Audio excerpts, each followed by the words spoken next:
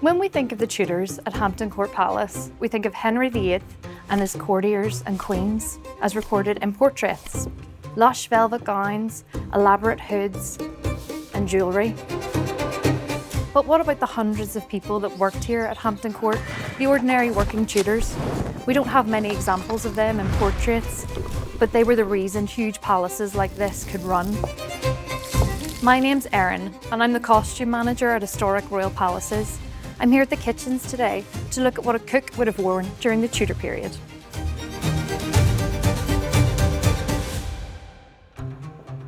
Hi Zach, how are you? Good morning, Erin. So we're here in the great kitchens at Hampton Court Palace to talk about how cooks dressed 500 years ago. I'm feeling really rather embarrassed at the moment. I am in my underwear. This is classed as naked dress in the Tudor world. So this isn't the complete outfit? This isn't the complete outfit. I mean, it would be nice in the summertime to be walking around like this, but unfortunately I have to wear more. I have my hose on. So these are woolen hose. Of course, I have to keep the legs up with garters. Yeah, you've got some pretty flashy garters there. Yeah. And some shoes on. This is made of linen. Linen is just a wonder fibre, really. It's made from flax, which is sort of like a kind of grass. It keeps you warm in the winter, it keeps you cool in the summer, and it's the layer that you wear next to your skin, the layer that absorbs all the dirt and the sweat over the day. We know that the king was changing his shirt about 3 or 4 times a day. Wow. I'm dressed as a yeoman cook, so I would change my shirt as often as I could, maybe twice a day. And this is a layer that can get washed as often as it needs to in hot water, and it'll still retain its shape and the fibres will still be strong as well. Yes, definitely. It is quite awkward when it's fresh washed. I mean, at the moment it's quite soft, you can feel it, but when it's fresh washed, it goes like cardboard, but they're very absorbent and they're a wonder fabric, and we should use them a lot more today. You have some black work on yours as well, at the edges, some beautiful embroidery. Would that be typical for someone of your status? Yes. So as a cook in Henry VIII's court, you started as a 14-year-old spit boy and you worked your way up the ranks. The Tudor period was the first period in history where you didn't have to be somebody to end up being somebody. So you could start as a 14-year-old spit boy and work your way up the ranks. And I'm dressed as a middling to high status cook. So I've got black work. Yeah, so the higher you go, the fancier the frills. Yeah. Very good. And we know that once you achieved master cook status, you could advise the king on his diet. You got a pension of your own, a retained staff of your own, house in the country, furs, jewellery, velvets. So advancement was a big thing in Tudor times. So it's a good deal, actually? It was actually a fantastic deal and very nepotistic. So if I was married and I had a son, I would do my utmost to get him into the court here and working in the kitchens. It was a job for life. What have you got on your bottom half? The bottom half is probably the most expensive piece of clothing I wear. These are hose, and they're made of very, very nice thin wool. Not scratchy at all. They're wool that's been fulled, so it's been almost felted, and they are tailored to my legs. So these were specifically handmade for you because that is the only way to do it? Very much so, yeah. So we noticed from the records that the master cook was given a budget each year to clothe the cooks, and by far the biggest expense was for hose for the cooks. Yeah, it's lots of alterations to get that size right, and they're actually cut on the cross or cut in the bias. Yes, they are, and they turn it diagonally, so it's almost elastic, and it stretches and contracts back to your body shape. Yeah, and it helps the fabric to be as flexible as it needs to be because it's on your legs at the end of the day, yes? Yeah, absolutely. Yeah, and the reason that they're so expensive as well is when you cut things on the cross, you're using much more fabric than you normally would. Got a lot of waste. Yeah. Fortunately, the waste does come in handy because I wear these every day and obviously they wear over time. So I've got patches all over the place. I've got patches at the top of the legs, and that just shows how much they wear and tear. Part of what we do here is experimental history. We don't know how long a pair of hose last. I've had these for 7 years now. Wow. And they've been patched and patched and patched, and I've been wearing them almost every day.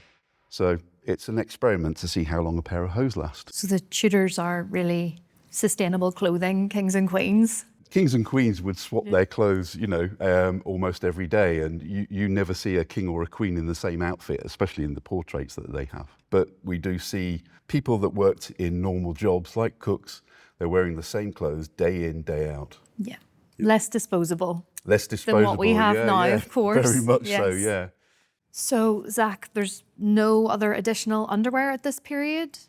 There is. We know that a lot of people used to wear drawstring linen underpants. Again, linen, very absorbent and very washable. Who would have made all the garments that you're going to be wearing today? Most of the garments, because they're tailored for me, would have been made by tailors who were generally male.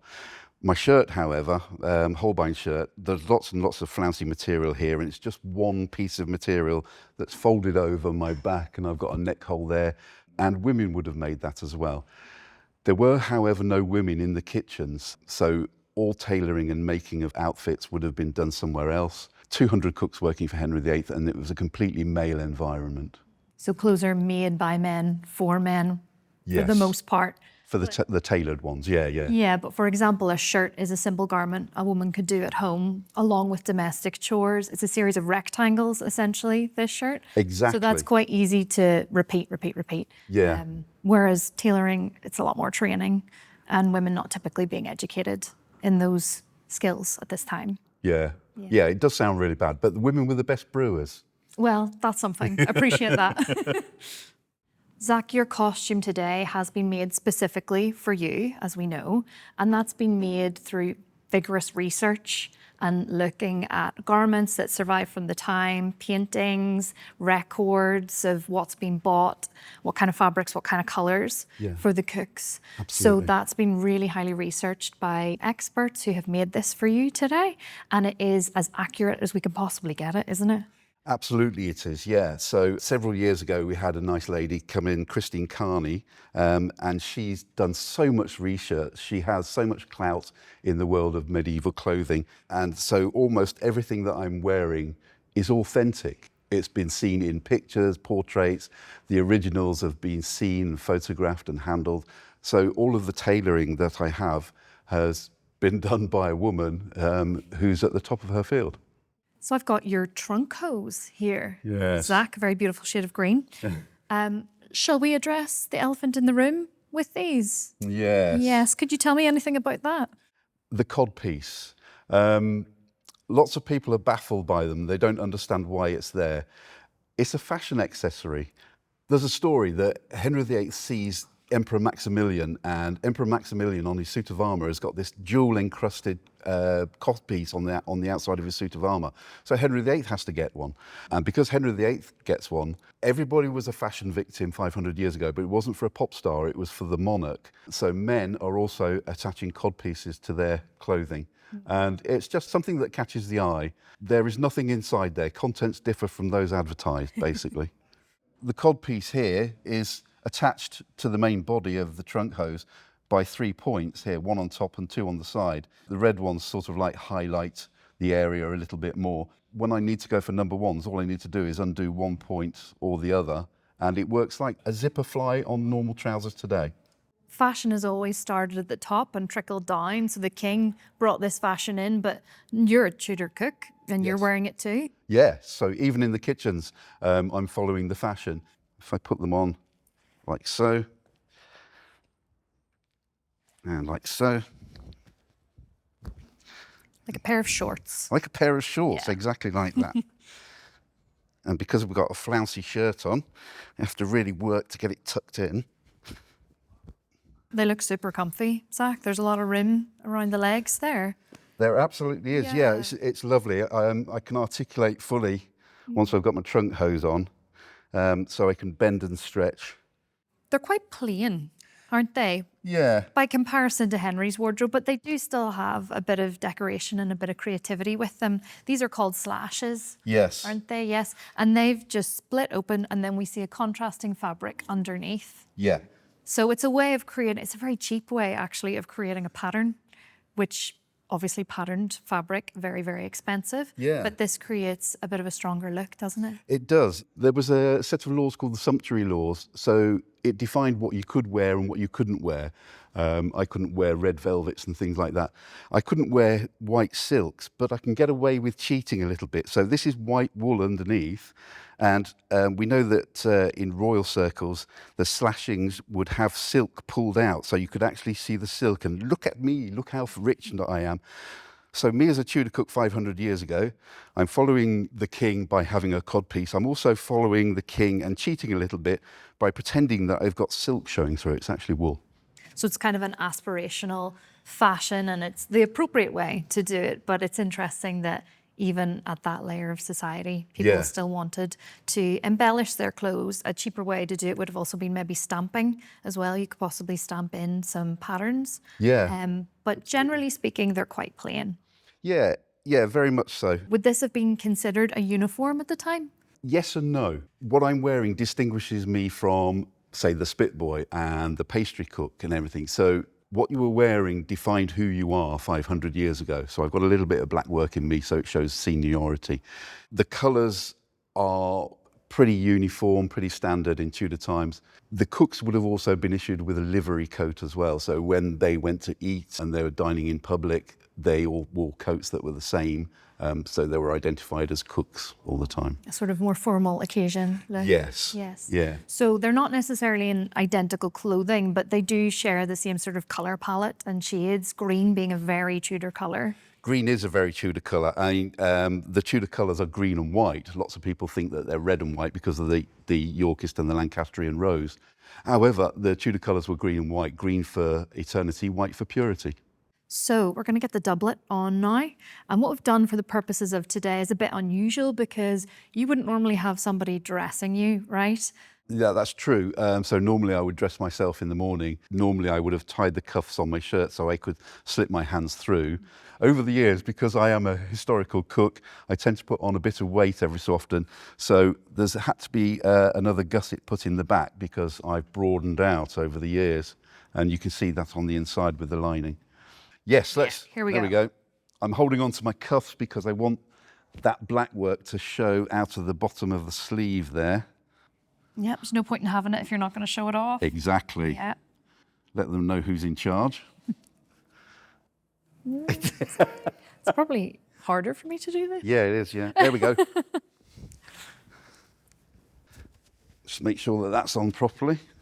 So I better get started on these points because you've got quite a lot of them. So if you just want to do the rear I will points start up at the for me. back. This is a really beautifully made garment and it has these lovely metal aglets in French, which means needle. And that's what stops you from getting like frayed edges on these ties, which are really hard to push through those holes. Yeah. So these are actually quite lovely, but really practical too. I can see just how much hand finishing is done on this, and most of this garment was made completely by hand without machines. Yes, absolutely. All hand stitched. These points are chamois leather with brass aglets at the end, and they're very functional. They work well. They slip against each other when you tie them in, so they don't get knotted up. There have been a couple of occasions where I've had to take off my doublet and trunk hose in an emergency, and the last thing you want is for one of your points to stick and you can't get everything off. Nightmare. Yeah. Yeah, I can see why you wouldn't do this every day. And you've got a lot of holes to get through here. What type of lacing is this? Yeah, so this is spiral lacing, and I'll just work my way up. It's like tying shoelaces, basically, but a really long one. It takes a little bit of time getting on and getting off. Once you put your doublet on in the morning, that's it until the end of the day, until you take it off, really. If I'm in a hurry, I can get it all on in about 10 minutes. That's with the belts, with my knives, with the napkins and things like that, hats and coif. This is the thing that takes the longest, basically.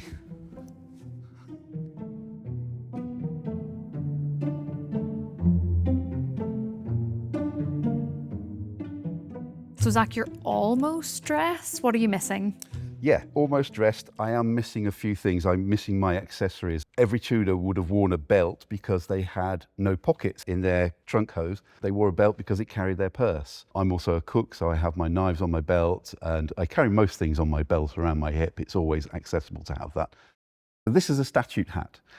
It was the statutory law that every Tudor wears a hat made out of wool. Wool was England's biggest trade. We export a lot of wool and we wear a lot of wool, and it subsidises the cost to everybody. So everybody was required to wear a statute hat, and this is mine. It's not surprising that obviously the British Isles were very good at producing wool. It's a very wet, cold place. Yeah. And what wool does for the sheep, it also does for you, doesn't it? So it's waterproof because there's lanolin in it, Yeah. which makes the water run off, essentially, which is good if it's going to run off your head. Yeah. And also it can absorb 30% of its weight before you really start to feel like this is getting a bit cold and damp. Normally I would wear a thing called a coif under here, so that white cap, that stops all the scuzz from my hair, all the grease and everything like that from getting inside my statute hat. But I keep my hair clean, so I don't need one. So this is what most people in the Tudor period would have been wearing. And obviously we can see examples of people wearing this clothing in portraits, but they're usually in the background. They're never normally the focus, which is interesting given that most of us would have looked exactly like this. Absolutely, yeah. When you see all these grand pictures of Henry VIII's feasts and things like that, he's the majestic swan and we are the legs underneath the water that are doing all the hard work. We don't get any recognition, and this is how most people would have dressed. So Zach, I know that the kitchens here at Hampton Court are really popular, and it's amazing that your team are keeping all those customs and skills alive. Thank you.